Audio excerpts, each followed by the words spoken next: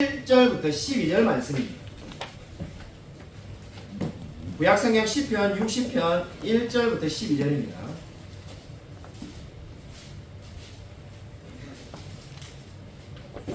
구약성경 845면에 있습니다. 구약성경 845면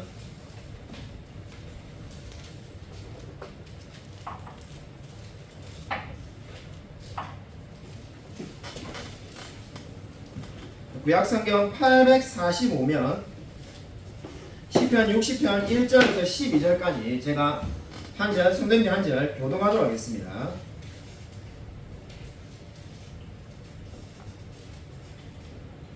하나님이여 주께서 우리를 버려 흩으셨고 분노하셨사오나 지금은 우리를 회복시키소서.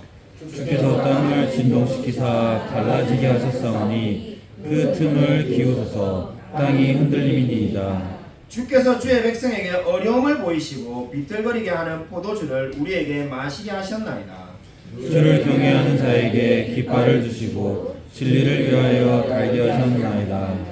주께서 사랑하시는 자를 건지시기 위하여 주의 오른손으로 구원하시고 응답하소서. 하나님이 그의 거룩하심으로 말씀하시되 내가 뛰놀리라. 내가 세겜을 나누며 숲꽃 골짜기를 측량하리라. 길르앗이 내 것이요 므낫세도 내 것이며 에브라임은 내 머리의 투구요 유다는 나의 규이며 모압은 나의 목욕통이라. 에돔에는 나의 신발을 던지리라. 블레셋아 나로 말미암아 외치라 하셨도다. 누가 나를 이끌어 견고한 성에 들이며 누가 나를 에돔에 인도할까. 하나님이여 주께서 우리를 버리지 아니하셨나이까. 하나님이여 주께서 우리 군대와 함께 나아가지 아니하시나이다. 우리를 도와 대적을 치게 하소서. 사람의 구원은 헛됨이니이다. 우리가 하나님을 의지하고 용감하게 행하리니 그는 우리의 대적을 밟으실 이심이로다. 아멘. 오늘 설교 제목은 누구에게 깃발을 주시는가입니다. 오늘 시편 60편을 보시면은 수산 에돛에 맞춘 노래다 이렇게 되어 있습니다. 수산 에돛이란 말은 언약의 백합화라는 뜻을 가지고 있습니다. 이 언약의 백합화라는 뜻을 가지고 있는 이 수산 에돛이 정확하게 어떤 음조인지는 알 수가 없습니다. 그러나 우리가 이 추측해 보면 어떻습니까?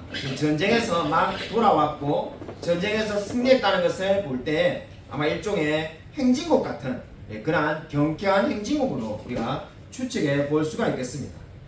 이 시의 역사적인 배경이 지금 타이틀, 이 제목이라고 할 수 있는 지금 1절 앞에 있는 그 제목에, 긴 제목이죠. 그 제목에 역사적인 배경을 알 수 있는 부분들이 나옵니다. 이 다윗이 교훈하기 위하여 지은 시다라고 되어 있는데 인도자를 따라 수산 에돛에 맞춘 노래 지금 이렇게 말을 하고 난 다음에 뭐라고 나와 있습니까? 다윗이 아람 나하라임과 아람 소바와 싸우는 중에 요압이 돌아와 에돔을 소돔 골짜기에서 쳐서 12,000명을 죽인 때라고 분명히 지금 사실을 명시하고 있습니다. 아마 여러분이 오늘 이 말씀을 보면은 우리가 아마 잘 모르는 게 있을 겁니다. 도대체 나하라임은 뭔가 이렇게 말할 수가 있는데 나하라임이라는 것은 유프라테스 강과 이 티그리스 강을 말합니다. 그러니까 이 두 강을 말하는데 원래는 나하라임이라는 말이 두 강이라는 뜻인데 그것은 바로 지금 이 메소포타미아의 이 유프라테스 강과 티그리스 강 쪽에 있는 그쪽을 말하는 거죠. 거기까지 왜 갔는가? 이 아람이라는 나라가 바로 이스라엘 북쪽에 위치해 있기 때문입니다. 지금의 시리아가 여러분 그 아람이라고 보시면 됩니다. 거기에 위치해 있는 나라와 이 전쟁을 치르는데 여러분 오늘 말씀 보시면 놀라운 게 뭡니까? 마치 요즘에 세계 최강대국 미국도 아니고 이스라엘이 아람과 전쟁을 하는가 동시에 지금 또 어디라고 하고 있다고 합니다. 남쪽으로는 에돔과 전쟁을 해가지고 이기고 돌아왔다는 거죠. 그러니까 북쪽으로는 아람, 남쪽으로는 이 에돔과 전쟁을 해가지고 12,000명을 죽이고 난 다음에 지금 와서 이제 전쟁에 승리하였다고 이 시편을 썼다는 겁니다. 이 동시에 두 나라를 전쟁했는데 어떻게 이기는가? 아마 여러분 이렇게 생각할 수 있겠지만은 사실 역사를 보면은 아람과 에돔은 큰 나라가 아니었습니다. 이스라엘보다 더 작은 나라가 아람과 에돔입니다. 사실 이 두 나라는 그렇게 큰 이스라엘의 걱정거리가 아닙니다. 그런데 이 나라가 어떻게 지금 이스라엘의 걱정거리가 돼가지고 지금 이스라엘을 괴롭히고 있을까요? 거기에는 우리가 이 성경의 역사적인 배경을 알 필요가 있습니다. 그리고 사울이 그의 말년 통치 기간 때 뭐에 빠져 있었습니까? 뭐에 빠져 있었을까요? 우리 이제 곧 성경 퀴즈 할 건데, 네, 다다음 주에 뭐에 빠져 있었습니까? 뭐 여자에 빠져 있었던 것도 아니고, 돈에 미쳐 있는 것도 아니고, 다윗을 죽이는데 미쳐 있었습니다. 그래서 사울은 말년의 통치 기간 동안에 어떻게 하게 다윗을 죽여야 된다. 거기에 모든 것을 걸었습니다. 그러고 난 다음에 이 사울이 우리가 다 아는 것처럼 길보아 산에서 전사한 이후에 어떤 일이 벌어집니까? 이 아브넬이라는 군대 장관이 사울의 아들인 이스보셋을 왕으로 세웁니다. 그래가지고 이 다윗을 옹호하는 자와 이쪽에 이스보셋을 옹호하는 자와 일종의 내전이 벌어집니다. 7년 6개월 동안 내전이 지속되었습니다. 그 내전이 끝나고 다윗은 수도를 헤브론에서 예루살렘으로 옮기게 됩니다. 지금 이 상황이 어떤 상황인가? 막 내전이 끝나자마자 아람과 에돔이 또 전쟁을 일으킨 겁니다. 그러니까 전쟁이 막 끊임없이 일어나는 거죠. 나라가 막 쪼개져가지고 막 서로 죽이려고 싸우다가 이제 끝나고 나니까는 약소국이라고 생각했던 아람과 에돔도 대들어가지고 이스라엘이 또 전쟁을 하는 그런 극심한 혼란한 상황이 바로 지금 이 시편의 배경이 되겠습니다. 여러분이 만약에 시편을 쓴다면, 여러분이 만약에 이 시편의 저자 다윗처럼 기도를 한다면 뭐라고 말을 하겠습니까? 저라면은 제가 말씀을 준비할 때 아마 이렇게 생각이 들었습니다. 하나님 어쩌다 이렇게 나라가 약해졌습니까? 이 사울 때문에 또는 아람과 에돔 때문에 나라가 약해졌습니다.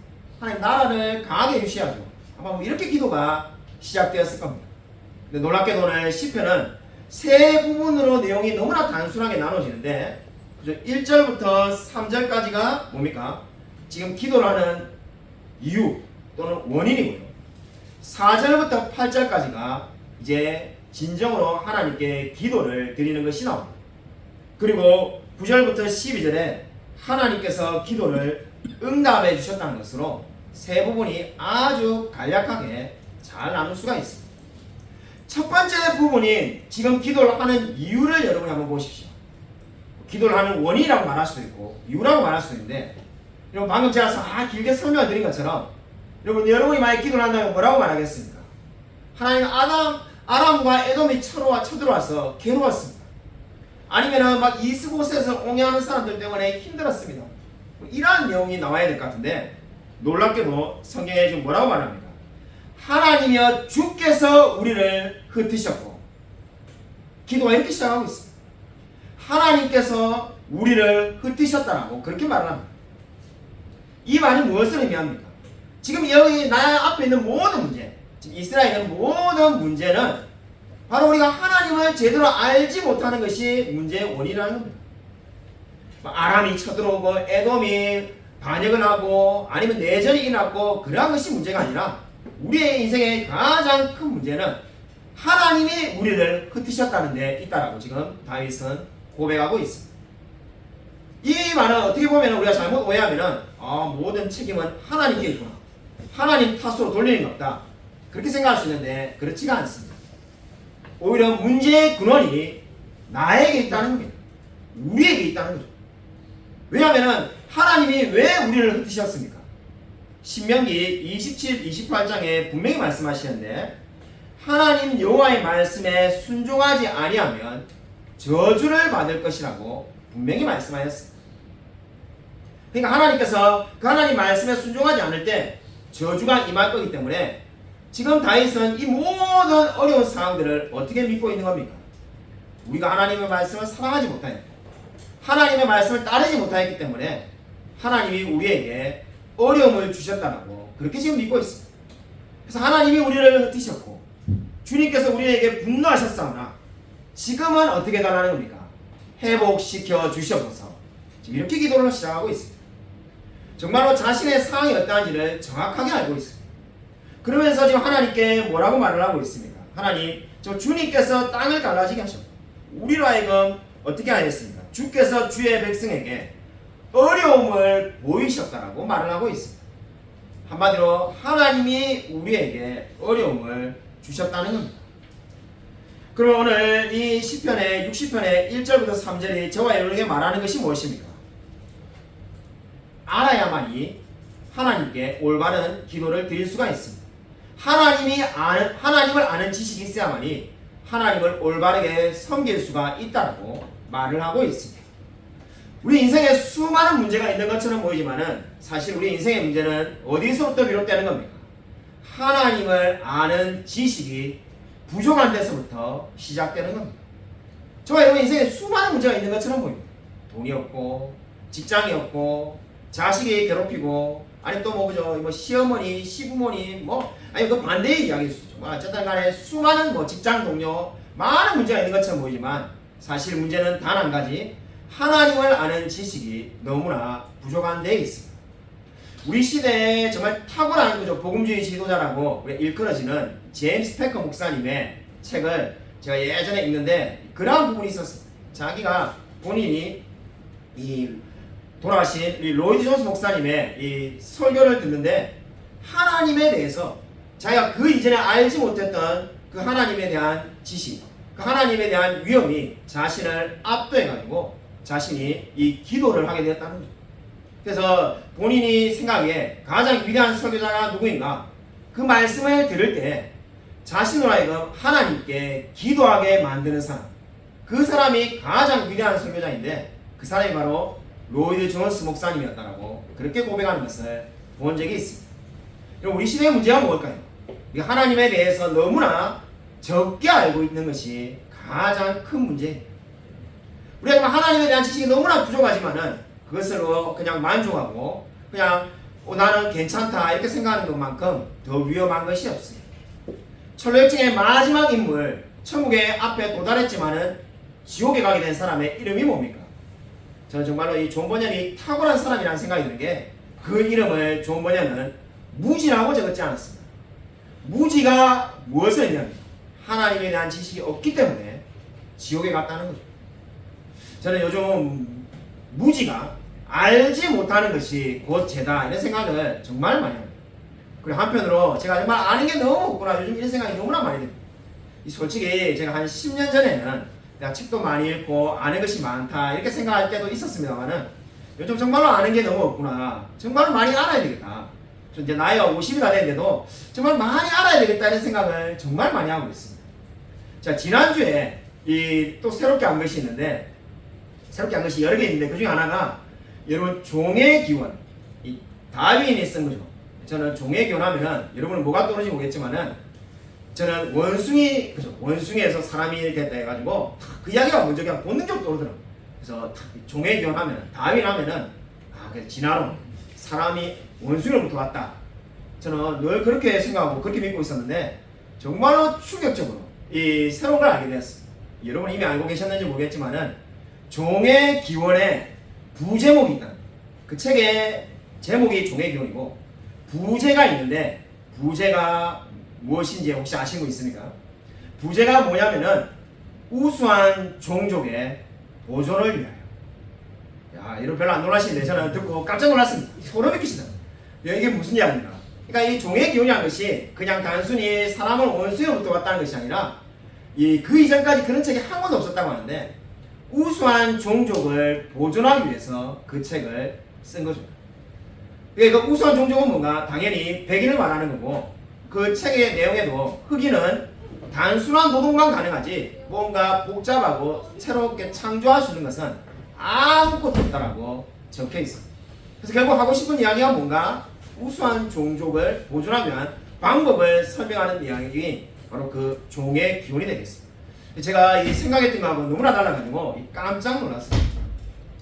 이번 주에 우리 금요기도회 드리는데 이 박총 집사님께서 오셔가지고 이 금요기도회 앞에 이 네덜란드 이야기는 아냐 이러길래 제가 마치 네덜란드 다큐멘터리를 봐가지고 우리 박총 집사님도 자고 관심사가 똑같겠는갑다 해가지고 그냥 이제 모른 척 하면서 무슨 이야기입니까? 이러면은 저는 이 네덜란드 농장에 대한 다큐멘터리를 봐가지고 농장 이야기를 하실 줄 알았는데 갑자기 안락사 이야기를 하더라고요. 그래서 제가 안락사 이야기는 제가 예전에 우리 교회에서 여러분도 들은 기억이 있을 겁니다. 제 기억에 한 2번을 네덜란드가 우리 세계에서 제일 처음으로 안락사를 정한 나라라고 설교 한 2번을 이야기했던 것 같아요. 그래서 그거 다 옛날 이야기인데 예전에 생긴 건데 20년도 넘기 전에 뭐 이제 이렇게 생각하고 뭐가 있나 이러니까는 최근에 그 안락사를 진행해가지고 그게 우리나라 커뮤니티에 이야기가 되고 있다. 그런 이야기를 들었습니다.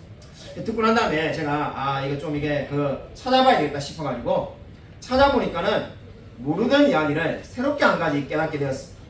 네덜란드에서 한 해에 안락사로 죽는 사람이 무려 9,000명이 넘는다는 겁니다. 제가 깜짝 놀래가지고 저는 안락사를 살이라고 생각하는 입장인데 사실상 한 해에 9,000명을 죽이는 거죠. 그래서 이 한 해에 9,000명이 넘는 사람이 죽고 있고 부부가 동시에 이렇게 신청하는 사람은 약 30 몇 상, 한 60 몇 명이 지난해 그렇게 죽었다는 겁니다.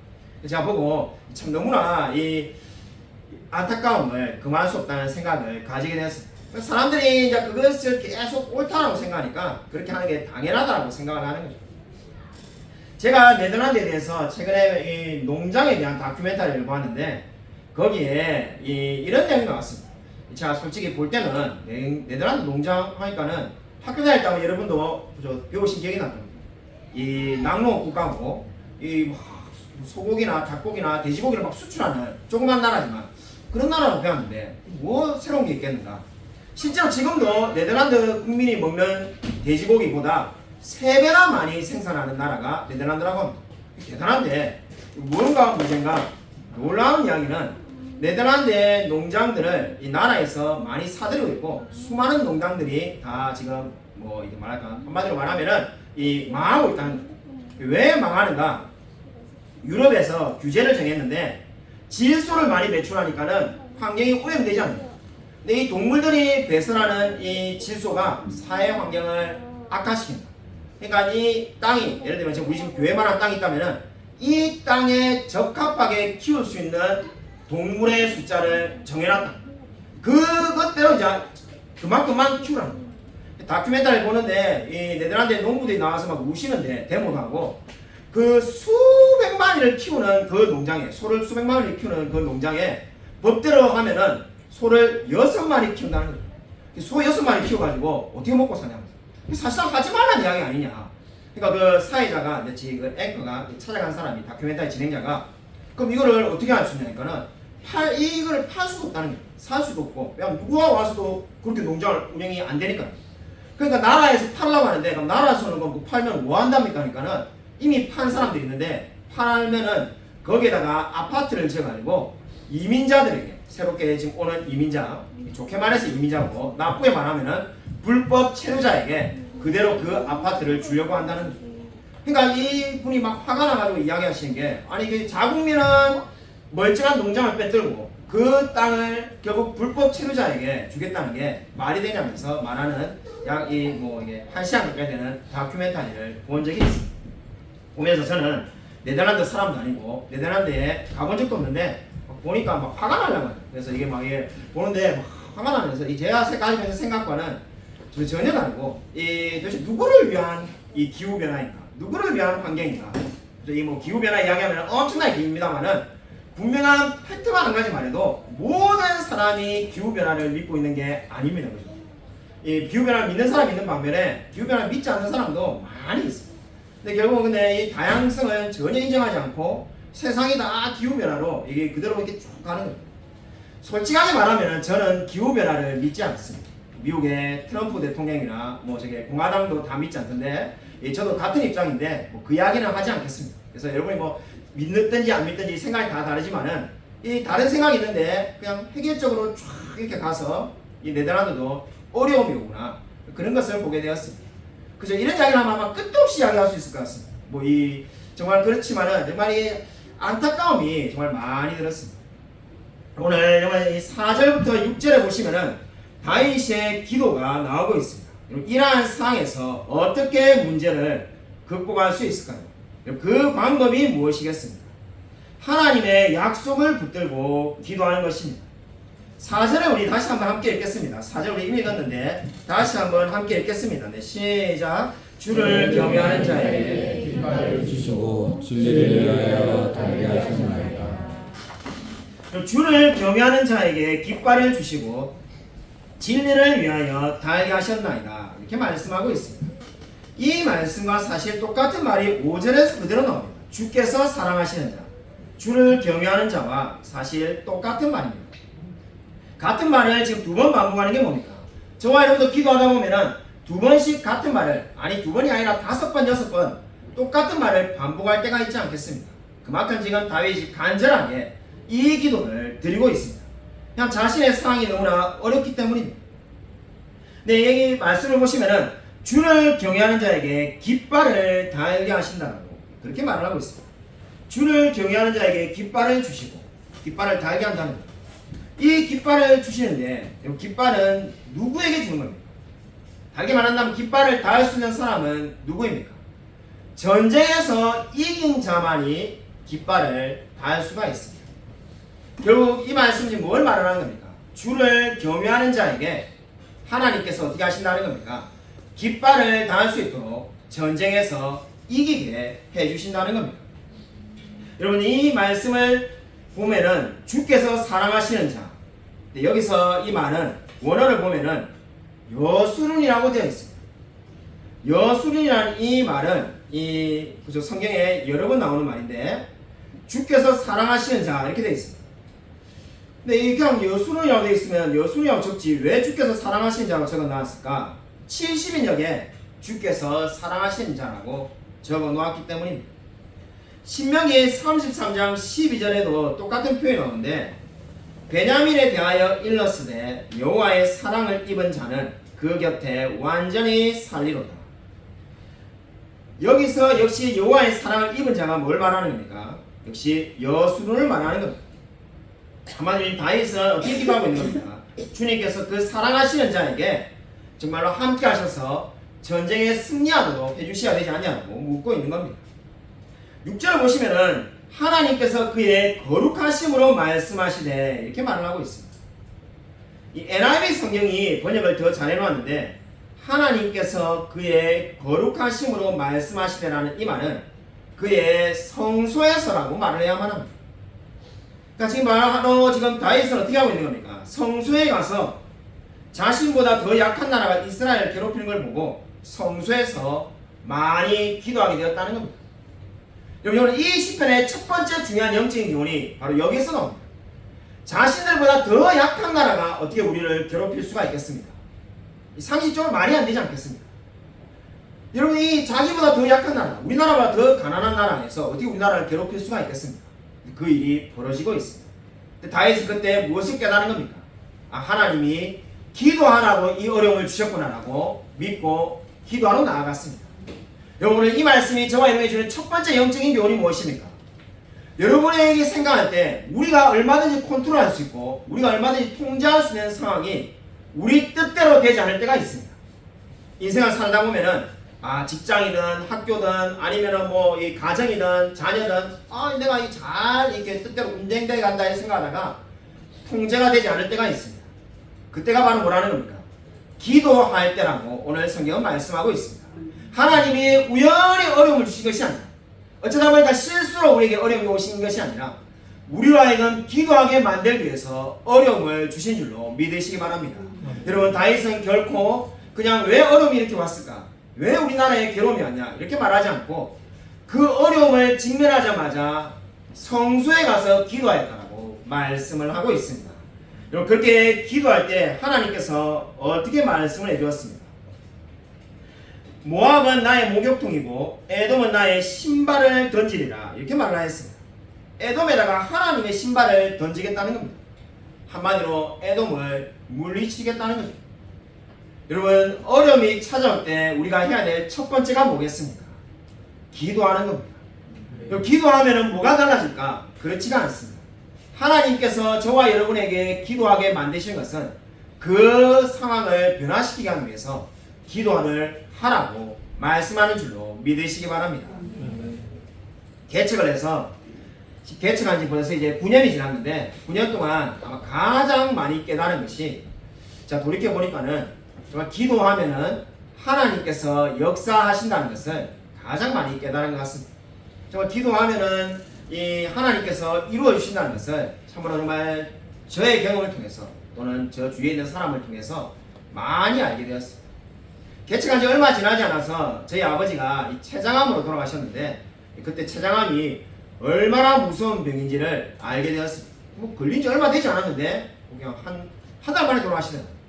근데 마침 우리 아버지가 돌아가시자마자 제가 원래 알지 못하는 분인데 우리 개척할 때 제가 알지 못하는 분이 100만 원을 헌금해 주신 분이 있어요. 그분이 또 한번 찾아왔습니다. 딱 평생 한 번 딱 만났는데 한번 평일날 이렇게 찾아와서 만난 적이 있는데 그분을 이렇게 만났는데 그분이 기도 제목이 있다면서 카톡으로 길게 기도 제목을 적은 거예요. 그분 남편이 40대 지금 제 나이 정도 됐죠. 40대 후반인데 그 당시에 췌장암에 걸렸다. 말기라는 거. 솔직히 보자마자 돌아가시겠구나. 솔직히 그렇게 생각했어. 우리 아버지도 돌아가셨으니까. 그래서 의사인데 개인 병원을 하고 계신데 뭐 몸이 아파가지고 병원에 도무지 출근도 안 되니까 병원도 다 문 닫아버리고 폐업해버리고 이제 기다리고 있는데 막 서울의 큰 병원 이미 다 가봤는데 이미 다 이거 안 된다 해가지고 뭐 어쩔 수 없어가지고 어쩔 줄 모르니까 오죽하면은 저한테까지 기도 제목을 잘 알지도 못한 저를 그죠 한 번밖에 안 만나봤는데 저한테까지 기도 제목을 다 보내셨는가 이런 생각이 들어서 기도해달라고 해서 기도를 했습니다. 그래서 솔직히 기도를 또 며칠 하다 보면은 잊어버릴 때가 있을 때쯤이나 싶으면은 그분이 막 목사님 기도하고 계시냐면서 목사님만 믿고 있습니다 뭐 이러니까는 기도를 안 할 수가 없지 않습니까? 그래서 뭐 어차피 또 교인도 많지 않은데 기도 매 새벽마다 기도해드렸습니다. 솔직히 기도하면서 살 수 있을까라는 생각은 솔직히 안 들더라고요. 솔직히 뭐 어떻게 살겠는가 뭐 돌아가시는 거지 뭐 언제 돌아가시는 것만 남았지 젊으니까 좀 더 버티시는가 몰라도 결국 돌아가실 거야 이렇게 생각했는데 수술을 했다는 거예요. 항암치료 한다는 거예요. 그래서 뭐 돌아가시겠구나. 근데 어느 날 갑자기 다 나왔다. 설마 다 나올 수가 있겠는가. 근데 정말 다 나왔다. 예전에 제가 이렇게 다 나왔다고 한번 설명도 한 적이 있습니다. 다 나왔다. 그래서 다 나와도 그래서 우리가 흔히 말하는 5년을 기다려야 된다는데 5년 안에 아마 돌아가시는지도 모를 거예요. 근데 그렇게 생각하고 지냈는데 벌써 7년 이상이 지났는데 지금도 잘 살아계신 정도가 아니라 다시 병원도 개원해가지고 병원도 잘 되고 잘 지내고 있습니다. 그래서 원래 예수님을 믿지 않는 분이었는데 정말로 자기가 죽을 위기가 되니까는 자기가 하나님을 믿겠다. 하나님 낫게만 해주시면 하나님 믿겠다 해가지고 기도했는데 나았고 지금 신앙생활도 너무나 잘하고 있습니다. 그래서 제가 정말로 그 이야기를 보면서 이 정말로 기도하면은 기도한 대로 이루어 주시는 거구나. 그것을 알게 되었습니다. 정말 이러한 이야기는 정말 한도 끝도 없이 많이 있는데 우리 어머니 교회 제가 한번 설교 때 한번 이야기를 드렸습니다. 우리 어머니 절친한 친구분이 암이 온몸에 퍼져가지고 돌아가실 위기가 됐다라고 제 기억에 한 3년 전인가 설교를 했습니다. 그때 참 안타까워가지고 저도 잘 어릴 때부터 아는 분이라서 솔직히 그때 설교할 때는 지금까지 살아계실 거라면은 꿈에도 생각해보지 않았습니다. 온몸이 다 퍼져가지고 곧 돌아가신다. 암이 얼마나 많은지 몸에 의사가 그냥 막 암이 다 퍼져있고 암이 뭐 그냥 각 장기마다 다 있어가지고 그걸 뭐 그 나이 뭐 이미 70 넘은 사람을 그 어디를 다 수술하겠냐면서 그냥 그래 살다가 그냥 가십시오. 항암도 안 된다면서 이거 뭐 암이 뭐 몇 개인지 막 너무 많다는 거예요. 그래서 저는 뭐 당연히 돌아가실 줄 알았는데 지금도 잘 살아계십니다. 지금도 그 암이 다 없어졌는가? 그래서 제가 놀래가지고 우리 어머니한테 그 권사님 어떻게 됐냐니까 돌아가셨다는 얘기를 안 해서 혹시 뭐 어머니만 알아서 장례실 갔다 왔는가 이랬더만은 살아계신다는 거예요. 멀쩡히 지금도 잘 돌아다니시고 지금도 뭐 금요기대도 예배 드리고 도대체 언제 돌아가시냐 그러니까 어머니 당에도 이거 암이 다 나았냐 이러니까 암은 지금도 가면 의사가 말하는데 온몸에 다 퍼져. 의사가 막 걱정해. 언제 돌아가실지 모른다. 걱정되니까 그냥 좀 자꾸 쉬시라고 하는데 하고 싶은 거 다 하고 사시는데도 아무 문제 없네. 제가 우리 어머니한테 그래 말했어요. 나도 그랬으면 좋겠다. 이거 완전 온몸에 암이 다 있어도 그냥 살고 싶은데 다 살고 그죠? 암에 걸리면 좋겠다는 게 아니라 만약에 암에 걸리면은 살고 싶은데 다 살고 하고 싶은 거 다 하고 먹고 싶은 거 다 먹고 예배 드리고 싶을 때 예배 다 드리고 두 발로 다 걸어 다닐 수 있고 하고 싶은 거 다 하는데 이거 뭐가 문제가 있냐? 뭐 암이 있으면 무슨 문제냐? 암이 있으면 죽어서 문제지. 근데 세상에 이래 좋은 게 없네. 복 받으신 분이라니까는 우리 어머니도 그런 것 같다. 자기는 지금 당뇨 20년 했는데 본인은 막 늘 결결결하는데 그분은 막 힘이 넘친다는 거야. 야, 왜 세상에 이런 일이 다 있는가? 제가 처음에 이 이야기를 사실 이미 들은 지가 한참 전에 들었는데 그때 왜 설교하지 않냐면은 그래 봐야 곧 돌아가시겠지. 솔직히 괜히 그냥 설교해가지고 설교 내용을 수정해야 될지 모르는데 돌아가실 거야. 좀 있으면 돌아가시겠지. 좀 있으면 돌아가시겠지. 뭐 이랬는데 안 돌아가셔. 이미 산 세월만 하더라도 의사 선생님도 놀래고 사실 말기암이 3년 이상 사는 사람이 누가 있겠습니까? 그래서 이걸 보면서 제가 깨달은 것이 정말로 하나님을 의지하는 자를 정말 하나님이 축복해 주시는구나 이런 생각이 되었습니다. 그 권사님이 정말로 이 남편도 없고 혼자서 자녀를 잘 키웠는데 정말 평생에 신앙생활 열심히 하시고 고생하고 그렇게 사셨는데 정말 하나님께서 복 주시는구나 이런 생각을 하게 되었습니다. 여러분 오늘 말씀을 보십시오. 오늘 말씀 보시면은 이 9절부터 12절 보시면은 하나님께서 뭐라고 말합니까? 다윗이 확신을 가지고 이제 기도가 끝난 이후에 누가 나를 에돔으로 인도할 거라고 말을 하고 있습니다. 여러분 이 말이 무엇을 의미하는 겁니까? 이제 에돔이 계속해서 이스라엘을 괴롭히기 때문에 기도를 시작했는데 이제 에돔이 결코 두렵지 않다는 겁니다. 그렇기 때문에 지금 다윗은 담대하게 누가 나를 에돔에 인도할까라고 지금 말을 합니다. 이제 담대히 나아가서 싸우며 이길 수 있는 확신이 있다는 겁니다. 사무엘하 8장 1절부터 14절을 보면은 프린트본에 8장 14절을 제가 옮겨놓았습니다. 하나님께서 큰 승리를 주셨다는 것을 역사적으로 우리가 알 수가 있는데 같이 한 목소리 한번 읽겠습니다. 네, 시작. 다윗이 에돔의 수비대를 이래 온 에돔의 수비대를 이니 에돔 사람이 다 다윗의 손이라. 다윗이 어디로 가든지 여호와께서 이기게 하셨더라. 아멘. 그리고 이 에돔 사람이 다 다윗의 종이 되었다고 말합니다. 다윗이 어디로 가든지 여호와께서 이기게 하셨다는 겁니다.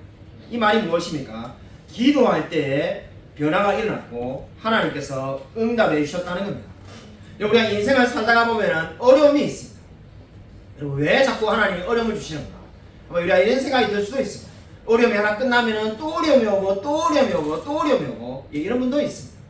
그러나 그렇게 어려움을 주시는 이유가 무엇이겠습니까? 저와 여러분에게 기도하라고 어려움을 주시는 줄로 믿으시기 바랍니다. 여러분 우리가 편안할 때 기도를 많이 하는 사람은 아무도 없습니다. 여러분 내가 정말 인생의 모든 문제가 잘 해결되고 아무 고민이 없고 편안하게 살 때 누가 기도를 많이 하겠습니까?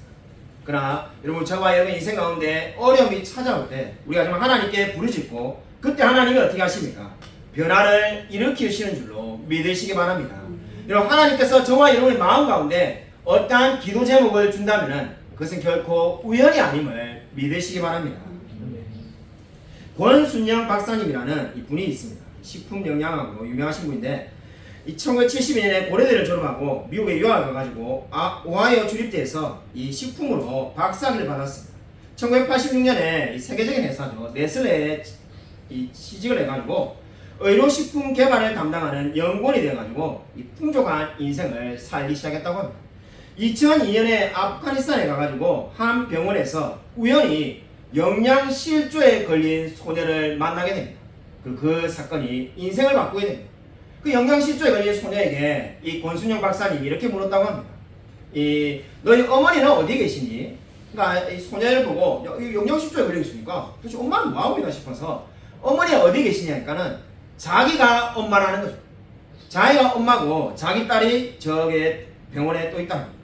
깜짝 놀래가지고 정말로 왜소하고 절대 어른이 아니라고 생각했던 그 사람이 어른이고 딸은 또 영양실조에 걸려가지고 또 병원에 입원해 있는 너무나 충격을 받은 권순영 박사가 이 자기 마음에 결심하는 거예요.